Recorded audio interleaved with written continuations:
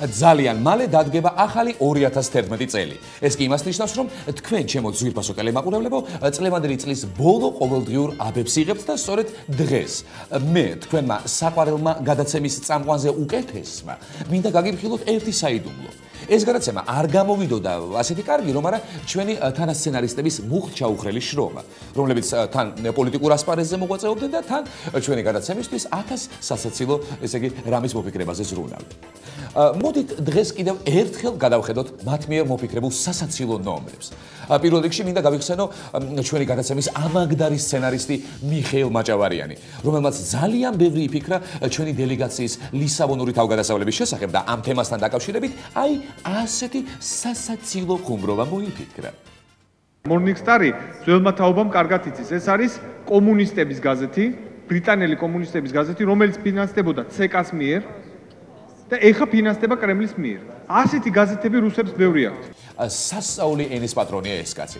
სხვათა შორის, ჩემი გადაცემის დაწყებამდე მე მას ტელეფონით ვესაუბრე და ახლა მინდა შემოგთავაზოთ ამ სატელეფონო საუბრის ჩანაწერი. მიშა, როდის გამოივლი ოფისში? არ გინდა შენი გაწეული შრომის ანაზღაურება წაიღო? ოხ, ვასიკო, რა გულისხმიერი ხარ. რა ვიცი, აი დღეს მინდოდა მოსვლა, მაგრამ გონი ვერ ვახერხებ. ახლად გახსნილი ნუგეშის მაღაზიის წინ რიგში ვდგავარ. წითელი ხიზი ვალა ყოფილა 3 თეთრი თიაფი და მინდა ახალი წლისთვის ცოტა ოდენი შევიძინო რა. საახალწლო გადაცემისთვის რო დამპირდი, ხუმრობების მოფიქრებას ხომ არ მოგიფიქრებია რა? სხვათა შორის ასეთი იდეა მაქვს. შენს გადაცემაში მოდის სანტა კლაუსი და ქართველებს დაპირდება, რომ საქართველო აუცილებლად გახდება ლაპლანდიის სამხედრო ალიანსის წევრი. ჰა? არ იქნება კარგი, როგორია? კი, მაგრამ ეგ ეხლა სასაცილო იქნება? რა ვიცი, ახლა ჩვენი პრეზიდენტი ისე ყვება მაგ ხუმრობას ყოველდღე ოღონდ ნატოზე, რომ გაიგუდების სიცილი და ვითომ ლაპლანდიაზე არ წავა, კარგი ვიფიქრებ, მიშა, დროებით. ჩვენი კიდევ ერთი მუყაითი სცენარისტია საქართველოს ლეიბორისტული პარტია. მე მათ მიერ მოფიქრებული სასაცილო ნომრებიდან ყველაზე მეტად აი ეს მომწონს. ასევე ვთხოვთ ჰააგის ტრიბუნალს დააჩქაროს ტერორის სააკაშვილის დაპატიმრების მოთხოვნით ჩვენს მიერ ჯერ კიდევ სექტემბერში შეტანილი სარჩელის განხილვა. რა თქმა უნდა, მათაც გავესაუბრე. მოდით ეს ჩანაწერიც მოვისმინოთ. ეს თქვენი ხუმრობა პრეზიდენტის წინააღმდეგ ჰააგის სასამართლოში სარჩელის შეტანაზე ძალიან მომწონს, მაგრამ რაღაც თითქოს ისეთია, აი დასასრული აკლია. რამე კანცოკას ხო არ მოუფიქრებდით? კი, ვიფიქრეთ მაგაზე, აი რომ გამოვიდეთ ბრიფინგზე და ვთქვათ 100-ჯერ რომ ვიჩივლებთ ჰააგაში ჰააგაზე გეიმ-ოვერი დაეძლება და სასამართლო მულტფილმს გვიჩვენებსო, როგორია? კი, მე მგონი სასაცილო იქნება. ყოჩა კარგი ბიჭები ხართ, კარგად მუშაობთ, მაგრამ რა ვქნა, სამსახურში რო არ მოდიხართ, ეგ რას ნიშნავს? არ გინდათ ხელფასი? რას ამბობ, კაცო, როგორ არ გვინდა? ეგრე ჩვენ პარლამენტშიც არ დავდივართ, მაგრამ აბა ერთი ვინმე გაბედოს და ხელფასი არ გადმოგვიგზავნოს. და ბოლოს, რა თქმა უნდა, ჩვენი ყველაზე ნიჭიერი სცენარისტი მიხეილ სააკაშვილი. რა დამავიწყებს იმ მძიმე წუთებს, როდესაც ჩვენ შემოქმედებით კოლექტივში მცირე შემოქმედებითი კრიზისი დაიწყო.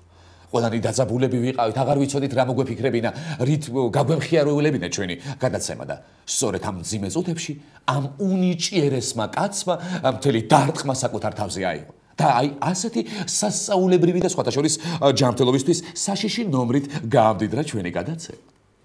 პრეზიდენტმა ბათუმის ზღვაში გაცურა. იახტკლუბის მიმდებარე ტერიტორიაზე ყველაზე თბილ ზღვაში მიხეილ სააკაშვილმა ცურვით ძველ კალათბურთელებთან, გიგი უგულავასთან, აჩიკო გეგენავასთან, გოგა ხაჩიძესთან და ლადო ვარძელაშვილთან ერთად 3 კილომეტრ ნახევარზე მეტი დაფარა.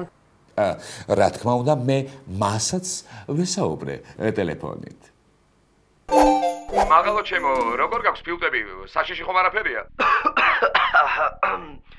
ცოტა კი ამტკივდა, მაგრამ ეგ არაფერი. ხელოვნებისთვის და რეიტინგებისთვის ყველაფერზე ვარ წამსვლელი. ოინბაზო შენა. შენ როზღა გამოივლი ხელფასის დასაღებად? არა ვასიკო, არა ვერ ვიცლი. ვერ გამოვივლი. შენ წადექი და ეგ ჩემი ხელფასი ჩემს საპრეზიდენტო ფონდში გადარიცხე რა.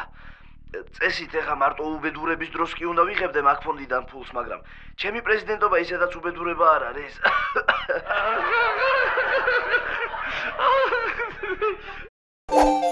შენ გენაცვალე ახოვანო. ისევე როგორც ლივერპულის ლივერპული შენც არასოდეს ივლი მარტო. და თუ საქართველოს გადაშენება არ უწერია, მაშინ შენც არასოდეს იქნები დავიწყებული. ვახო. ვახო, ჩვენი ვახო სანაია გამორჩა. ვახოც ხომ დაგვეხმარა ამ უსექსობის პერიოდში. დიდი წვლილი მიუძღვის ვახოს უსექსობის დაძლევაში. ეს საკითხი განსაზღვრავს ჩვენს აწმყოსა და მომავალს. ამ თემაზე საუბარს უმეტესად თავს არიდებენ. სექსუალური პრობლემები. ნაადრევი კლიმაქსი, იმპოტენცია, სექსუალური ცხოვრება ორგაზმის გარეშე. შაბათს 9 საათზე. ახლა ვახოს ჩანაწერსაც მოგასმენილებთ. ალო, ვახო როგორ ახარ? საახალწლო გადაცემა მივყავს და არ შემეძლო რომ შენი წვლილი არ აღმენიშნა ჩემს გადაცემაში. მოდი და შენც მიიღე რა მონაწილეობა. როგორ მინდა ახლა მან ყოფნა, მაგრამ სამწუხაროდ საქართველოში არ ვარ. პორტუგალიაში უსექსობის დაძლევის საერთაშორისო სიმპოზიუმზე ვარ და ალბათ ახალ წელსაც ამ უსექსო ქვეყანაში მომიწევს ყოფნა. კარგი, ვახო, რო ჩამოხვალ აუცილებლად შემეხმიანე. ჯამაგირი გაქვს სასაღები. ხო, ისა მართლა თუ შეძლებ, მაგერან ტყავის მატრახი და კატის ფორმა ჩამოიტანე რა. კარგი ვასო, წამოგიღებ.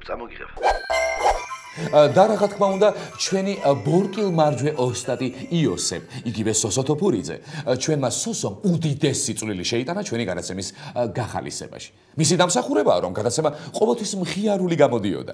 სხვათა შორის, სოსოს ძალიან უყვარს ხუმრობების დაწერა ბიზნესმენებზე და კერძო მეწარმეებზე. ერთ დღეში 120 მეწარმეზე დაწერა საუკეთესო ხუმრობები, მაგრამ ჩვენ სოსოს ვერ დაუკავშირდით, რადგან კუალა ლუმპურში გახლავთ ბიზნესმენთა საერთაშორისო ფორუმზე. მადლობა ბატონო იოსებ, თქვენ დიდი ამაგი გაქვთ ჩვენი გადაცემისთვის. მხოლოდ ჩვენ საახალწლო გადაცემაში იხილეთ ჩვენი გადაცემის ფარდის უკან დამალული სცენარისტები. მიხეილ მაჭავარიანი მეტსახელად ედი მერფი. სოსო თოფურიძე, იგივე პირმეხა. მიხეილ სააკაშვილი. კაცი, რომლის ხუმრობები ბოლო წელს 100%-ით გაძვირდა. ჩვენი სცენარისტები, ერთი ყველასათვის, ყველა აბებისათვის.